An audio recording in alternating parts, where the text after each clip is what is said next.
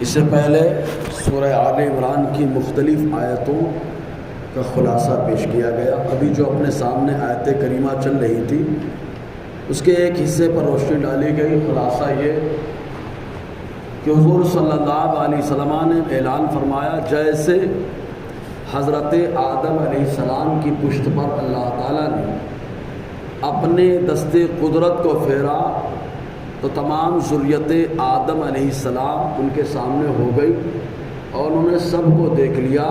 حضور فرماتے اسی انداز میں بھی اپنی امت میں جانتا ہوں کہ کون ایمان لانے والا ہے، کون ایمان نہیں لانے والا ہے۔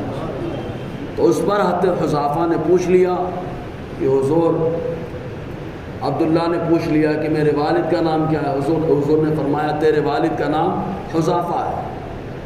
حضور نے بتا دیا، حالانکہ ان کی والدہ اس کے بعد بہت ناراض ہوئی اور کہا کہ زمانے جاہلیت میں بہت سارے معاملات لوگوں میں رہے، اگر میں نے کچھ کیا ہوتا تو میں سب کے سامنے رسوا ہو جاتی۔ تو حضور صلی اللہ علیہ وسلم نے جب یہ ارشاد فرمایا تو منافقوں نے کہا، دیکھو بتا رہے کون ایمان لائے گا کون نہیں لائے گا، ہم ان کے درمیان 24 گھنٹے رہتے ہیں اور ہمارے بارے میں بھی جان نہیں پائے اور ان کے بارے میں بتا رہے ہیں۔ تب اللہ تبارک و تعالیٰ نے یہ آیت کریمہ نازل فرمایا، ارشاد فرمایا کہ اللہ تبارک و تعالیٰ کی یہ شان نہیں کہ ایمان والوں کو منافقوں کی حالت پر چھوڑ دے۔ اللہ تبارک و تعالیٰ تو منافقوں کو ایمان والوں سے نکال کے الگ کر دیتا ہے۔ اور اس کے بعد پھر اللہ تعالیٰ نے ارشاد فرمایا، نبی کے غیب پر، نبی کی غیب کی جانکاری پر منافقوں نے اعتراض کیا تھا نا۔ حضور نے فرمایا سب کو جانتا ہوں، کون ایمان لائے گا کون نہیں ایمان لائے گا۔ تو منافقوں نے کہا ہمارے بارے میں تو جانتے نہیں۔ تو حضور کے علم غیب پر، حضور کی غیب دانی پر اعتراض کرنے والا منافق تھا اور جواب دینے والا خود رب ذوالجلال ہے۔ اللہ تعالیٰ نے اس کا جواب عطا فرمایا۔ اعتراض ان لوگوں نے کیا، جواب اللہ تبارک و تعالیٰ نے دیا، کیونکہ حضور اگر چاہتے تو چونکہ حضور ساری کائنات کے لیے رحمت ہے تو حضور کی رحمت تو منافقوں کو بھی شامل ہے نا، کیوں بچ رہے ہیں؟ ورنہ شرارت کرتے تو عذاب آ جانا چاہیے تھا۔ تو اللہ تعالیٰ نے اپنے محبوب کی عظمت کو بتایا اور ارشاد فرمایا کہ رب کی یہ شان نہیں ہے کہ اے منافقوں تم کو غیب پر خبر دے، لیکن اللہ تبارک و تعالیٰ اپنے پیغمبروں میں سے جسے چن لیتا ہے اسے غیب پر آگاہی عطا فرما دیتا ہے۔ تو جسے چن لیتا ہے اللہ تعالیٰ نے خود فرما دیا۔ تو اب اللہ تبارک و تعالیٰ نے فرمایا جسے چن لیتا ہے اسے آگاہی دیتا ہے۔ مصطفیٰ کے کئی نام ہیں، ایک ہے مصطفیٰ، مجتبیٰ اور مختار۔ یہ تینوں نام کا مطلب سمجھے۔ مصطفیٰ چنا ہوا، مجتبیٰ چنا ہوا، آیت نبی ہے یجتبی، اسی سے ہے مجتبیٰ چنا ہوا۔ تو مصطفیٰ چنا ہوا، مجتبیٰ چنا ہوا، مختار پسند کیا ہوا۔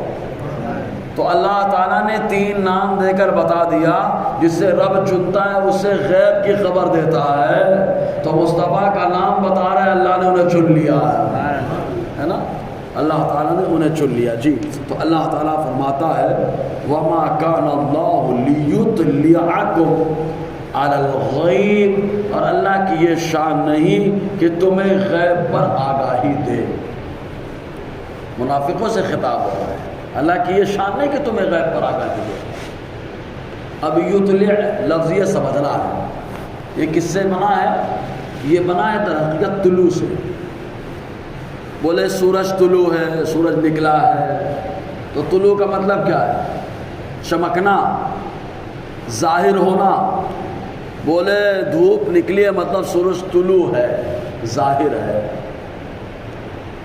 اور جب سورج ظاہر ہوتا ہے تو آدمی مکمل سورج کو جان لیتا ہے، دن کو جان لیتا ہے۔ اسی سے لفظ بنا ہے کیا؟ اطلاع، اطلاع طلوع کرنا، باب فعل سے۔ اسی سے اللہ تعالیٰ فرماتا ہے رب کی یہ شان نہیں کہ تمہیں غیب پر طلوع کرے، تم پر غیب ظاہر کرے۔ مطلب منافقوں پر اللہ تعالیٰ غیب کو ظاہر نہیں فرماتا، ولیکن اللہ، لیکن اللہ کی شان یجتبی من رسول، من رسولی، اللہ تبارک و تعالیٰ اپنے پیغمبروں کو چن لیتا ہے، اپنے پیغمبروں کو چن لیتا ہے۔ کس بات پر چن لیتا ہے؟ تو اب جملہ دیکھیں، اللہ فرما رہا ہے کہ غیب پر تم کو اطلاع کرے، یہ رب کی شان نہیں ہے۔ کیوں رب کی شان نہیں ہے؟ اللہ چاہتا تو وہ بھی انسان ہے، انہیں بھی غیب کی خبر دے دیتا، لیکن اللہ ان کو نہیں دے رہا۔ کیوں؟ کیونکہ نبی کے گستاخ۔ معلوم یہ ہو گیا کہ نبی کو بھی اللہ غیب داں بنا رہا ہے، بتا رہا ہے، اور ساتھ ہی ساتھ بتا رہا ہے کہ جو بے ادب ہے وہ غیب داں نہیں ہے، جو با ادب ہے اللہ اسے بھی غیب داں بنا دیتا ہے۔ تو ولیوں کو بھی جو ملتا ہے تو مصطفیٰ کے وسیلے سے ملتا ہے نا۔ اب یہاں پر دو تین چیزیں قابل غور ہیں۔ پہلی چیز یہ کہ غیب کا معنی سمجھیں۔ غیب کا معنی ہوتا ہے اس میں پوشیدہ ہو۔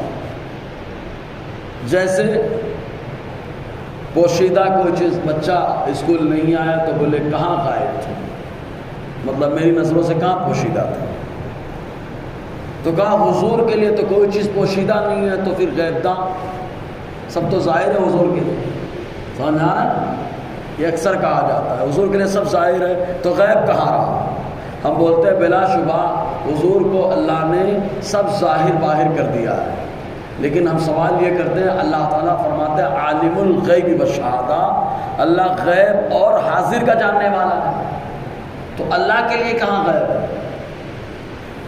اللہ کے لیے بھی تو سب حاضر ہے، کلیئر ہے، سامنے ہے، پھر غیب کیسے ہے؟ تو کہا بندوں کے اعتبار سے کہا گیا، اے بندو جو تم دکھے کھلے میں کرو، جو چھپے میں کرو، اللہ سب جانتا ہے۔ تو ویسے ہی حضور کے لیے اللہ نے سارے پردے اٹھا دیے، غیب مصطفیٰ کے لیے نہ رہا، لیکن اللہ تعالیٰ نے جو بندوں سے غیب رکھا اسی غیب کی خبر اپنے محبوب کو عطا فرما دیا ہے۔ تو غیب جو کہا گیا یہاں بندوں کے اعتبار سے کہا گیا۔ جی اب غیب دو طریقے کا ہوتا ہے، ایک غیب وہ جس پر دلائل ہوتے ہیں، آدمی دلائل سے جان لیتا ہے، ایک غیب وہ ہے جو بغیر دلیل کے آدمی جان نہیں بغیر دلیل کے جس کے بارے میں علم ہو یا نہ ہو، مطلب وہاں دلائل کام نہ کریں، دلائل کام کریں۔ جیسے آدمی نے درخت دیکھا تو درخت اس کے سامنے لیکن اس کی جڑ کو نہیں دیکھ پاتا ہے، وہ غیب ہے، دلیل موجود ہے کہ جڑ بھی موجود ہے، اس غیب پر دلیل موجود ہے درخت۔ تو کچھ غیب وہ ہیں جن پہ دلیل موجود ہے، اور کچھ غیب ایسے ہیں نہ دلائل کام کرتی ہیں وہاں پہ نہ کچھ، وہاں پر تو خالی اللہ تعالیٰ کی قدرت، سبحان اللہ، وہ اللہ تبارک و تعالیٰ کی قدرت ہے، وہ جسے چاہے اسے بتا دے کہ یہ غیب ہے تم جان لو، یہ غیب ہے تم جان لو، ورنہ جنت جہنم پہ کیا دلیل ہے بتاؤ قرآن و حدیث کے علاوہ؟ بلکہ اگر آدمی زیادہ سائنس میں پڑھ لیتا ہے تو انکار کر دیتا ہے، کبھی کبھی داڑھی ٹوپی شیروانی والا بھی انکار کر کے ناستک و دہریہ ہو جاتا ہے، سمجھ رہے کہ نہیں آپ؟ تو کیا دلیل ہے بتائیے آپ مجھے؟ قرآن و حدیث کو چھوڑ کر کوئی دلیل نہیں، لیکن اللہ تبارک و تعالیٰ نے قرآن نازل فرما کر مصطفیٰ کو بھیج کر آپ کی زبانی بتا دیا کہ جنت موجود ہے، تو جنت غیب ہے، جنت کیا ہے؟ غیب ہے، سمجھ رہے ہیں نا؟ قرآن و حدیث سے ہٹ کر کوئی دلیل نہیں۔ جہنم ہے، قرآن و حدیث سے ہٹ کر کوئی دلیل نہیں۔ ارے یہ تو سب چیزیں ہیں، اللہ ایک ہے، اس پر کیا دلیل ہے؟ ناستک تو ماننے کے لیے تیار ہے، اللہ کے وجود کا قائل ہے، لیکن اللہ تعالیٰ نے اپنے جلوہ دکھا کر بتا دیا، آؤ محبوب اس غیب کو بھی دیکھ لو، اس غیب کو بھی دیکھ لو، سمجھ میں آ رہا ہے نا؟ تو اللہ تبارک و تعالیٰ نے کچھ چیزیں ایسی غیب بنائی ہیں کہ آدمی دلائل سے سمجھ لیتا ہے، قرآن و حدیث کے علاوہ بھی دلائل ہوتے ہیں، اب کچھ چیزیں ایسی ہیں خالی قرآن و حدیث کی دلیل ہے۔ جی تو اللہ تعالیٰ فرماتا ہے اپنے پیغمبروں میں سے اللہ جسے چاہتا ہے اسے چن لیتا ہے۔ ہاں اب جب حضور کے غیب کی بات آتی ہے تو تین روایتیں عام طور سے ہم لوگوں کے سامنے اعتراض کے طور پر پیش کی جاتی ہیں۔ پہلی روایت، بولے ماں عائشہ صدیقہ پہ الزام لگا تھا تو حضور نے کیوں نہیں بتا دیا؟ ٹھیک ہے، اگر ہوتا علم تو بتا دیتے، ٹھیک ہے۔ دوسرا اعتراض، کا ماں عائشہ صدیقہ کا ہار گم ہوا، دو معاملے دونوں ماں عائشہ صدیقہ سے، ہار گم ہوا تو حضور نے قافلہ کیوں روک دیا؟ اگر علم ہوتا تو بتا دیتے، معاذ اللہ، ٹھیک ہے نا۔ تیسرا اعتراض وہی کہ حضور صلی اللہ علیہ وسلم کو خیبر میں گوشت دیا گیا، صحابہ نے کھایا، شہید ہو گئے، حضور کو معلوم ہوتا بتا دیتے۔ چوتھا ایک اور اعتراض کرتے ہیں، 70 قراء کو حضور نے قبیلہ ریعل زکوان عصیہ میں تبلیغ کرنے کے لیے بھیجا تھا۔ بڑے بڑے عالم تھے وہ صحابہ، بڑے بڑے عالم، ان لوگوں نے دھوکے سے شہید کر دیا، کہا حضور کو اگر معلوم ہوتا تو نہیں بھیجتے۔ یہ عام طور سے 3 اعتراض بہت تیز رہتے، تینوں کا علمی جواب۔ سب سے اہم بات کیا ہے؟ کوئی بھی روایت تو جب تک پوری نہیں پڑھی جاتی ہے بات گڑبڑ رہتی ہے۔ پوری پڑھیے، معاملہ کلیئر کریے۔ کھانا پورا نہ پکے، کچا ہو تو پیٹ خراب ہو جاتا ہے، علم کچا ہو تو دماغ بھی خراب ہوتا ہے، ایمان بھی کبھی کبھی خراب ہو جاتا ہے۔ علم پکا ہونا چاہیے، پورا ہونا چاہیے۔ تو پہلے کا جواب، حضور صلی اللہ علیہ وسلم نے خود ممبر پر چڑھ کر صحابہ کو جمع کیا تھا۔ مسلم شریف کے اندر کئی صفحے میں ہے روایت۔ چڑھ کر حضور صلی اللہ علیہ وسلم نے جمع کیا، پوچھا یہ بتاؤ میرے گھر والوں کے بارے میں تم نے کیسا پایا؟ حضرت علی کے قسم کھا کے کہتے ہیں واللہ ہم نے آپ کے گھر والوں میں خالی بھلا ہی پایا۔ حضرت علی کہتے ہیں حضور صلی اللہ علیہ وسلم نے ماں عائشہ صدیقہ کی خادمہ کو بلایا اور بلانے کے بعد پوچھا تم نے کیسا پایا؟ حضور بتا رہے ہیں کہ کوئی الزام لگے تو کسی پہ بھروسہ نہ آئے، پہلے تحقیق کرنا۔ سبحان اللہ، کیونکہ یہ بڑے بڑے الزام لگ سکتے ہیں، بڑے لوگوں پہ بھی لگ سکتے ہیں، سمجھ رہے نا؟ تو اس سے تحقیق کا حضور نے ذہن دیا۔ آقا علیہ السلام نے فرمایا خادمہ سے کیا معاملہ ہے؟ کہا کوئی معاملہ نہیں، خالی بھلائی بھلائی ہے، ہاں اتنا معاملہ ہے کہ آٹا گوندھ کر کبھی کبھی عمر کم ہونے کی وجہ سے سو جاتی ہے، بس یہ معاملہ بتایا۔ حضور چاہتے تو اعلان کر دیتے، لیکن حضور اعلان کرتے تو یہ امت بڑی چاوٹ ہے، اس امت میں گستاخ بھی پیدا ہوئے ہیں، بڑے بڑے نالائق بھی پیدا ہوئے ہیں، اس امت میں اللہ نے بڑے بڑے اولیاء کو بھی پیدا فرمایا۔ سمجھنا نا؟ یہ اس امت، حضور نے فرمایا میری امت 73 میں 72 میں نالائق، ٹھیک ہے، ایک میں اولیاء کی جمع، اشارہ سمجھ لیں۔ تو وہ کھڑے ہو جاتے، ان کا قلم بولتا۔ جب الزام لگا اپنی زوجہ پر تو بغیر سنے سمجھے، بغیر تحقیق کے ڈائریکٹ اعلان کر دیا کہ الزام لگانے والا غلط ہے، یہ پارسا ہے، یہ جملہ آ جاتا۔ لیکن آقا علیہ السلام نے تحقیق فرمائی، تحقیق مصطفیٰ کی ہو رہی ہے، نزول قرآن کا ہو رہا ہے، سمجھنا؟ تحقیق مصطفیٰ کی ہے، نزول قرآن کا ہے، بارات ماں عائشہ صدیقہ کا ہے، اور اعلان اللہ تبارک و تعالیٰ کا ہے۔ اب قیامت تک جب بھی قرآن پڑھیں گے مکمل تو ماں عائشہ صدیقہ کی بارات کا بھی اعلان ہوتا رہے گا۔ یعنی ایسا اللہ نے اعلان کر دیا، ایسا اعلان کر دیا کہ قیامت تک قرآن خوانی کرو مرحوم کے اصالہ ثواب کے لیے یا دکان کی اوپننگ کے لیے پورا قرآن مکمل کرو، چاہے برکت کے لیے قرآن پڑھو، جب جب پورا قرآن پڑھو گے ماں عائشہ صدیقہ کی عظمت کی گواہی دو گے، ہے نا؟ تو یہ اللہ تعالیٰ کی حکمت رہی، وہ اللہ ہی بہتر جانتا ہے، حکمتیں بہت ساری تھیں، ٹھیک ہے۔ ارے کہ ایک بات اور بتا دوں، حضور خاموش کب رہتے ہیں معلوم؟ حدیث میں آیا ہے حضور خاموش جب رہتے ہیں جب وحی آنے والی ہو۔ کیا آنے والی ہو؟ وحی ہو۔ اس پر روایت بخاری شریف کی، میرا 5 ہفتے کا بیان ہے جمعہ میں، اس میں جب وحی آنے والی ہو تو حضور خاموش رہتے ہیں۔ چنانچہ صحابہ کرام الگ الگ کر کے ہجرت کر کے جا رہے ہیں، بخاری شریف کی حدیث۔ حضرت ابوبکر صدیق نے بھی کہا سرکار مجھے اجازت دے دیں، میں بھی چلا جاؤں ہجرت کر کے، میں بھی ہجرت کر کے چلا جاؤں۔ حضور نے فرمایا نہیں ابوبکر تم مت جاؤ، بس حضور نے منع کر دیا تم مت جاؤ۔ تو کہا سرکار کیا وحی آئے گی؟ حضور مسکرانے لگے، حضور مسکرانے لگے۔ ابوبکر گھر میں آ گئے، جبرائیل کا اللہ تعالیٰ کا مشورہ یہ ہے کہ ابوبکر کو ہجرت میں اپنے ساتھ لے کر کے جائیے۔ آقا علیہ السلام، بخاری شریف کی حدیث، آقا علیہ السلام دوپہر کے وقت تشریف لے گئے اور جانے کے بعد کہا ابوبکر باہر آؤ سامان لاؤ۔ باہر نکلے ڈائریکٹ یہ کہا کیا اللہ نے پیغام بھیج دیا؟ گویا کہ ابوبکر جانتے ہیں کہ مصطفیٰ خاموش ہیں، مطلب اللہ کا پیغام آنے والا ہے۔ سمجھ میں آیا؟ تو جب بھی پیغام خدا آنے والا ہوتا ہے تو حضور صلی اللہ علیہ وسلم خاموش ہو جاتے ہیں۔ اس کا یہ مطلب نہیں کہ مصطفیٰ کو معلوم نہیں۔ کہتے ہیں نا، ایک مثال دے رہا ہوں، دو مفتی صاحب ہیں، مسئلہ پوچھا، اور ایک خالی سمجھانے کے لیے ادھر ادھر فٹ مت کرنا، سمجھانے کے لیے، ورنہ میرا مولا خالق ہے اور خالق نے اپنے محبوب کو بے مثل و بے مثال بنایا ہے نا۔ دو مفتی صاحب بیٹھے، ایک بڑے مفتی ہیں، ایک چھوٹے مفتی ہیں۔ کسی نے مسئلہ پوچھا دونوں سے، اب بڑے مفتی جب بولنے لگتے تو چھوٹے ادب سے ہاتھ باندھ کر کے سنتے رہتے، کچھ نہیں بولتے۔ کیوں؟ ادب کا مقام ہے کہ خاموش ہو جاؤ، بڑے بول رہے ہیں، بڑے بول رہے ہیں۔ سمجھ میں آیا؟ خالی سمجھانے کے لیے بولا ہے میں نے، تشبیہ مت دینا ادھر ادھر۔ اب آ جائیے، اللہ تبارک و تعالیٰ اکبر ہے، اللہ اکبر ہے، عالم ہے، علام ہے، سب ہے اللہ تبارک و تعالیٰ۔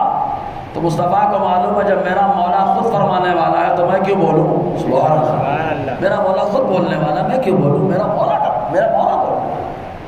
سمجھ میں آیا؟ اور جہاں مولا کی طرف سے اشارہ ہوتا ہے، قل، محبوب تم بولو، سبحان اللہ۔ وہاں محبوب بولتے ہیں اللہ ایک ہے، وہاں محبوب بولتے ہیں کافروں، وہاں محبوب بولتے ہیں کافروں سنو کہ میں پناہ لیتا ہوں میرے پروردگار کی۔ سمجھ میں آیا کہ نہیں؟ تو اللہ تعالیٰ کبھی جب خود بولتا ہے تو محبوب خاموش، اور کبھی کبھی محبوب سے بلوا دیتا ہے، کبھی جبرائیل سے بلوا دیتا ہے۔ سمجھ میں آیا؟ جی، تو معاملہ کلیئر۔ دوسرا، ہار والا، ہار کی پوری روایت آپ پڑھیے، اس کو پوری روایت پڑھیے۔ ہار کس کا تمالک؟ وہ ہار در حقیقت حضرت اسما کا تھا۔ حضرت اسما کون ہے؟ ماں عائشہ صدیقہ کی بہن ہے، حضرت ابوبکر صدیق کی شہزادی ہے۔ وہ ماں عائشہ صدیقہ کو بہت چاہتی تھی، بہت چاہتی تھی، کیوں نہ ہو، جنتی کو چاہتے ہیں، سبحان اللہ، رحماؤ بہنوں، بڑے مہربان۔ سفر میں حضور کی عادت یہ ہوتی کہ قرا ڈالتے، اپنے آپ بولنا چٹھی پاڑنا، قرا ڈالتے، قرا اپنے یہاں چٹھی پاڑنا بولتے ہیں، ایسے بولتے ٹاس کرنا، قرا ڈالنا۔ حضور نام ڈالتے، جس زوجہ محترمہ کا نام آتا سفر میں ان کو اپنے ساتھ لے کر کے جاتے۔ یہ سفر ایسا تھا کہ جس میں ماں عائشہ صدیقہ کا نام آ گیا، سبحان اللہ۔ تو ماں عائشہ صدیقہ نے اپنی بہن حضرت اسما سے کہا ہار دے دو۔ انہوں نے مارے خوشی کے کہ سرکار کے ساتھ جا رہی، ہاتھ پہنا دیا۔ مقام بیدا یا مقام ذات الجیش، یہاں پر قافلہ پہنچا، ہار گر گیا، ہار گر گیا۔ حضور نے فرمایا قافلہ یہیں پر روک دیا گیا، قافلہ روک دیا گیا۔ ماں عائشہ صدیقہ کا اونٹ بھی وہیں پہ بیٹھ گیا، قافلہ رکا۔ لوگوں کے پاس پانی نہیں تھا، پانی نہ وضو کرنے کے لیے پانی ساتھ میں تھا ان کے، اور جہاں ٹھہرے تھے وہاں بھی پانی نہیں تھا۔ لوگ شکایت لے کر کے حضرت ابوبکر صدیق کے پاس آئے، کہا دیکھا عائشہ نے کیا کر دیا، عائشہ نے حضور کو ایسی جگہ روکا ہے، نہ لوگ ساتھ میں پانی لائے ہیں اور نہ ایسی جگہ پانی موجود ہے جہاں پہ ٹھہرے ہیں۔ حضرت ابوبکر صدیق جلال میں آ گئے، آئے، آقا علیہ السلام زانوں پہ سر مبارک رکھ کے آرام فرمایا، زانوں پر۔ مدینے میں وہ حصہ زمین کا جہاں مصطفیٰ کا جسم لگا ہے وہ عرش اعظم سے افضل و اعلیٰ ہے۔ اب یہ سوچو اس ران کا مقام کیا ہے، اس زانوں کا مقام کیا ہے جس زانوں پہ مصطفیٰ نے سر مبارک کو رکھ دیا ہے۔ حضور آرام کر رہے ہیں، آقا علیہ السلام۔ اب دیکھو ہار دوسرے کا ہے، ہار تلاش کرنے کے لیے اگر رکتے، لفظ ہے تلاش کرو، لیکن حضور نے خود بھی نہیں تلاش کیا، تلاش کرنے کا حکم تلاش نہیں کیا، سو گئے آقا علیہ السلام، سو گئے۔ لوگ جو ہے نا ابو بکر صدیق کے پاس ہار کیوں نہیں تلاش کر رہے ہیں کہ ہار مل جائے جلدی سے چلیں، ہار مل جائے جلدی سے چلیں۔ لوگوں کی تلاش کچھ اور ہے، جس تلاش کے لیے مصطفیٰ نے وہاں پہ روک دیا ہے، سمجھے کہ نہیں؟ ابو بکر صدیقہ انگلی میں پیٹ ایسے، پیٹ میں انگلی ایسے مارتے۔ ماں عائشہ صدیقہ فرماتی میں اپنے آپ کو کنٹرول کر رہی تھی کیونکہ میرے زانوں پہ مصطفیٰ آرام کر رہے تھے۔ حضرت ابو بکر صدیق اپنے حساب سے بیٹی ہیں، جو بھی کہنا تھا کہا۔ اس کے بعد اللہ تبارک و تعالیٰ نے تیمم کی آیت نازل فرما دی، فَإِن لَّمْ تَجِدُوا مَاءً فَتَيَمَّمُوا صَعِيدًا طَيِّبًا۔ میرے محبوب کی محبوبہ کو کچھ مت کہنا۔ انداز دیکھو، پانی نہیں ہے تمہارے پاس وضو کرنے کے لیے، پانی نہیں ہے یہاں پر وضو کرنے کے لیے، نہ تم ساتھ میں لے کر کے آئے، تو میرے محبوب کی محبوبہ عائشہ کے بارے میں اللہ فرما رہا ہے میرے محبوب کی محبوبہ کو کچھ مت کہنا، اگر پانی نہ ملے تو تیمم کر لینا، پانی نہ ملے تو تیمم کر لینا۔ جیسے ہی آیت ملی مصطفیٰ نے کہا چلو سبحان اللہ۔ ہار ملا، ہار ملا، ہار ملا، اس کو تلاش کرنے کے لیے رکے تھے تو ملنے کے بعد جانا چاہیے تھا نا، لیکن ہار کی تلاش تھی ہی نہیں، تلاش تو آیت تیمم کے نزول کی ہے۔ جیسے ہی آیت مل گئی مصطفیٰ نے کہا اٹھاؤ قافلہ لے کر کے چلو۔ جیسے ہی وہ اونٹ جس میں عائشہ صدیقہ بیٹھی تھی اٹھایا گیا، اسی کے نیچے ہار موجود تھا، وہ ہار بھی مل گیا۔ اب بتاؤ، حضور کو بولتے معلوم نہیں تھا، ہم نے کہا تجھے نہیں معلوم، مصطفیٰ کو معلوم ہے ہار تو اونٹ کے نیچے ہی ہے، تم وہاں تک تمہاری نظر نہیں پہنچی جہاں مصطفیٰ کی نظر ہے، کیونکہ تم عام ہو، مصطفیٰ خاص ہیں، خاصوں میں خاص ہے۔ سمجھ میں آیا؟ تو آیت تیمم ملی، حضرت حسین ابن حسین مچل گئے اور کہتے کیا ہے، اے ابو بکر کی آل، تمہاری کیا شان ہے کہ اللہ نے تمہارے صدقے ہم کو تیمم کی برکت عطا فرما دی ہے۔ سمجھ رہے ہیں کہ تمہارے صدقے اللہ نے تیمم کی برکت عطا فرما دی ہے۔ دیکھو ہار بھی کس کا؟ حضرت اسماء کا، گلے میں کس کے؟ عائشہ صدیقہ کے، جلال میں کون؟ ابو بکر صدیق۔ اور اللہ تعالیٰ نے والد اور دونوں شہزادیوں کا صدقہ دیا، آیت تیمم کو نازل فرما دیا۔ سمجھ میں آ رہا ہے نا؟ اللہ کیا فرماتا ہے، نہ پاؤ پانی تو ادھر مت آنا کچھ بکواس کرنے کے لیے، ادھر کچھ مت بولنا، پانی نہ ملے ان کو کچھ مت بولنا، یہ وہ ہیں جنہیں مصطفیٰ پسند کرتے ہیں، انہیں کچھ مت بولنا بلکہ تیمم کر لینا۔ سمجھ میں آ گیا؟ یہ دو۔ تیسرا، اچھا ایک بار بتاؤ، اللہ تعالیٰ ہر کھلی چھپی چیز کو جانتا ہے کہ نہیں جانتا ہے؟ ازل سے جانتا ہے، ابد تک جانتا ہے، لفظ تک بھی ٹینشن والا ہے، ابدی ہے، ابدی ہے، ازلی ہے، ازل سے جانتا ہے اور ابد کو بھی جانتا ہے نا؟ اللہ سب جانتا ہے، اس کو معلوم ہے کون شہید ہوگا کون نہیں شہید ہوگا۔ تو پھر اللہ تعالیٰ کو جب معلوم ہے کہ زکریا جائیں گے شہید ہو جائیں گے تو کیوں بھیج دیا؟ اللہ تعالیٰ کو معلوم ہے یحییٰ جائیں گے تبلیغ کریں گے شہید ہو جائیں گے، کیوں بھیج دیا؟ اللہ تعالیٰ کو معلوم ہے شایع جائیں گے تبلیغ کریں گے شہید ہو جائیں گے، کیوں بھیج دیا؟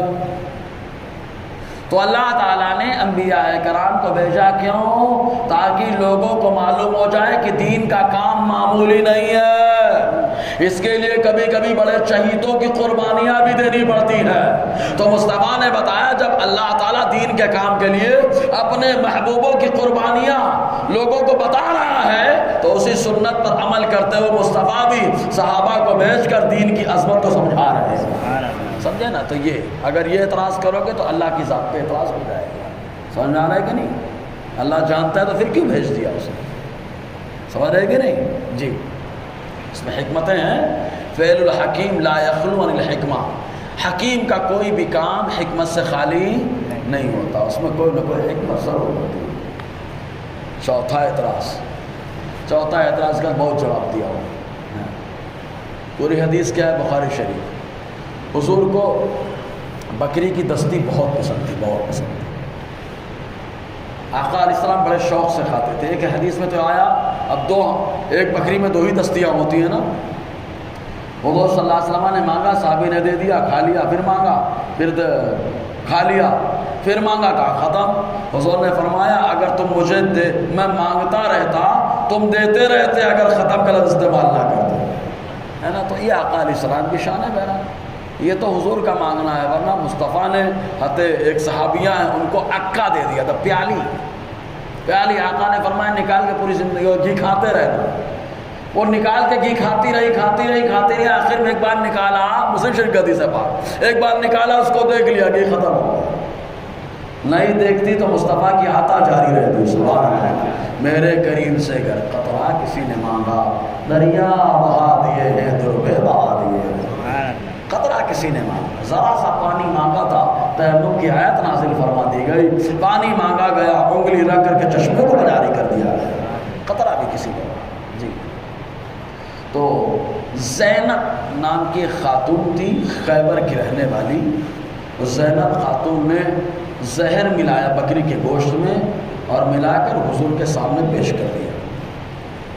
آقا علیہ السلام نے اس کو اٹھایا، منہ سے لگایا، صحابہ نے اٹھا کے کھا لیا، کئی صحابی اٹھا کے کھا لیا، اور حضور نے اپنے ہونٹوں سے لگایا، رکھ دیا، اور رکھنے کے بعد ڈائریکٹ حضور نے فرمایا کس نے بھیجا ہے؟ جن صحابہ نے کھایا تھا وہ شہید بھی ہوئے اسی زہر کی وجہ سے۔ حضور نے فرمایا کس نے بھیجا؟ صحابہ نے بتایا کہ خیبر کی ایک خاتون ہے، یہودی ہے، اس کا نام زینب ہے۔ دیکھ لو غیروں کی دعوت، غیروں کی دعوت۔ اسی لیے ہمارے بزرگ کہتے ہیں کوئی بھی ہو ان کے یہاں سے بچنا بہتر ہے۔ اور کچھ ٹائم پہ تو کھانے سے منع کیا گیا ہے۔ ہپی وپی میں آدمی گپی ہو جاتا ہے، سمجھنا ہے نا؟ ہپی وپی سے مطلب یہ ہپی وہ ہپی بہت زیادہ کرتے ہیں نا، تو اس میں نہ جانے کیا کیا دے دیا جاتا ہے۔ تو آقا علیہ السلام نے فرمایا اس کو بلاؤ۔ جیسے ہی لایا گیا حضور کا ایک جملہ سنا، حضور نے فرمایا ہل سممتی فیہا، حضور نے فرمایا کیا تو نے اس میں زہر ملایا؟ ٹینشن میں آ گئے، ٹینشن میں آ گئے۔ وہ کچھ تو کہتی ہے من اخبرہ، کس نے آپ کو بتا دیا؟ کیونکہ جب زہر ملایا تو میں اکیلی تھی، زہر ملایا تو میں اکیلی تھی، کس نے آپ کو بتا دیا؟ مصطفیٰ نے فرمایا وہ دستی جس کو میں کھا رہا تھا اس نے بتایا اللہ کے نبی مجھے مت کھائیے، میرے اندر زہر ملا ہوا ہے، میرے اندر زہر ملا ہوا ہے۔ یہ نہیں بتائیں گے کہ وہ روایت کہ مصطفیٰ کے لبوں سے لگنے کے بعد جس میں زبان نہیں اللہ اس سے بھی بولنے کی صلاحیت عطا فرما دیتا ہے۔ لبوں کی یہ شان ہے، لب تو بہت اعلیٰ ہے، مصطفیٰ کے قدم جس ستون پہ لگ جائے اس لکڑے کو بھی اللہ بولنے کی طاقت دے دیتا ہے۔ سمجھ رہے ہیں کہ نہیں؟ تو حضور نے فرمایا کیوں ملا؟ اس نے کہا اس لیے ملایا کہ اگر آپ نبی نہ ہوں گے تو شہید ہو جائیں گے، مطلب ختم معاملہ، ہم لوگ آپ سے سبول پالیں گے، اور اگر آپ نبی ہوں گے تو زہر اثر نہیں کرے گا۔ تو جن صحابی کو اثر کیا وہ نبی نہیں رہے، وہ نبی نہ تھے، اس لیے اثر کر گیا۔ مصطفیٰ کو اثر نہ کیا کیونکہ مصطفیٰ کو اللہ نے نبی بنایا۔ اچھا یہ بات ہو گئی، امتحان ختم ہو گیا۔ آخر وقت میں شہادت کو منصب دینا تھا اللہ تعالیٰ کو، اپنے محبوب کو، تو یہ زہر کا اثر لوٹ کر آیا تھا۔ کیوں؟ تاکہ مرتبہ شہادت بھی میرے محبوب کو مل جائے۔ سبحان اللہ، سمجھ رہے نا جی؟ اور بہت سارے اعتراض کرتے ہیں کہ اب چونکہ امہات الاعتراض ہیں، اعتراض جنم لیتے رہتے وہاں سے، ٹینشن نہ لیں، اپنا عقیدہ مضبوط عقیدہ۔ بولے تم نے برابری کا دعویٰ کر دیا، ایک بات بتائیے مجھے، برابری کا دعویٰ کیسے ہو گیا؟ بتاؤ، اللہ مخلوق ہے کہ خالق؟ بولو نا یار۔ اور حضور مخلوق ہے، کیسے برابری کا دعویٰ ہو؟ اچھا اللہ عابد ہے کہ معبود؟ معبود ہے نا، اور مصطفیٰ عابد، کیسے برابری ہو جائے گی؟ آپ تو خود بتا رہے ہیں اللہ خالق، اللہ معبود، مصطفیٰ مخلوق، مصطفیٰ عابد، اللہ مسجود، مصطفیٰ ساجد۔ سمجھنا، مسجود جس کے لیے سجدہ کیا ہے۔ ہاں بولے نہیں علم ہے، تو علم میں تو آپ آرام سے کر سکتے، بڑا فرق ہوتا ہے یار، استاد استاد ہوتا ہے، شاگرد شاگرد ہوتا ہے، صحیح ہے کہ نہیں؟ استاد شاگرد برابر نہیں ہو پا رہے عام انسانوں میں۔ آپ لوگ بھی اسکول پڑھاتے ہیں، ٹیچر شاگرد کیا برابر ہو جاتے ہیں؟ نہیں نا۔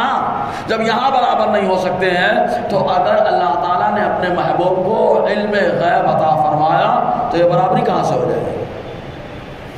سمجھ رہے کہ نہیں؟ عطا فرمایا، ذاتو بدلی، پاور ڈیوٹی میں بھی ذاتو بدلی، بہت آسانی سمجھ سکتے ہیں۔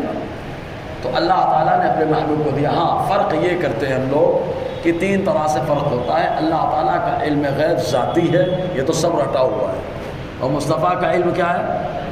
عطائی ہے۔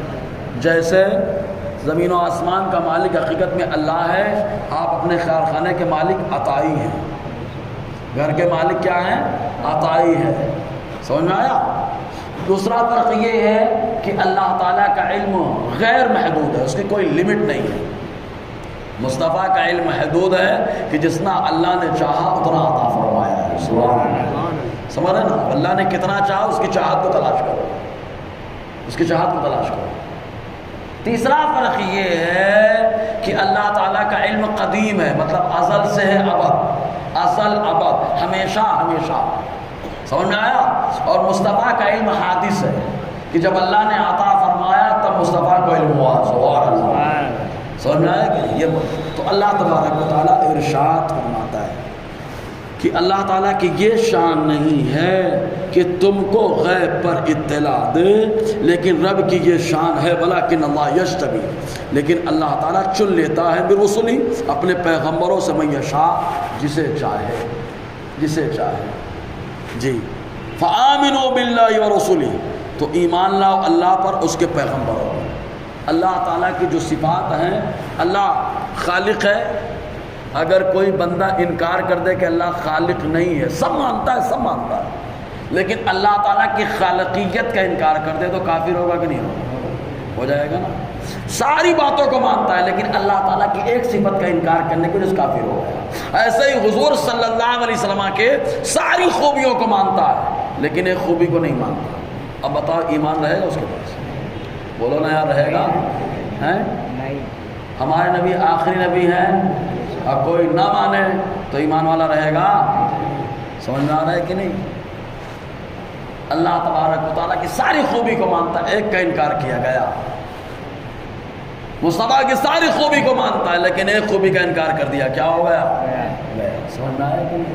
جی تو اللہ تعالیٰ فرماتا ہے ایمان لا اللہ پر، ذات پر، اس کی صفات پر، پیغمبروں پر، اس کی ذات، اس کی صفات پر۔ انشاءاللہ یہیں سے اگلے ہفتہ لیں گے۔ اللہ تبارک و تعالیٰ ہم سب کو فیضان قرآن، برکات قرآن سے مالا مال فرمائے۔ اس سے پہلے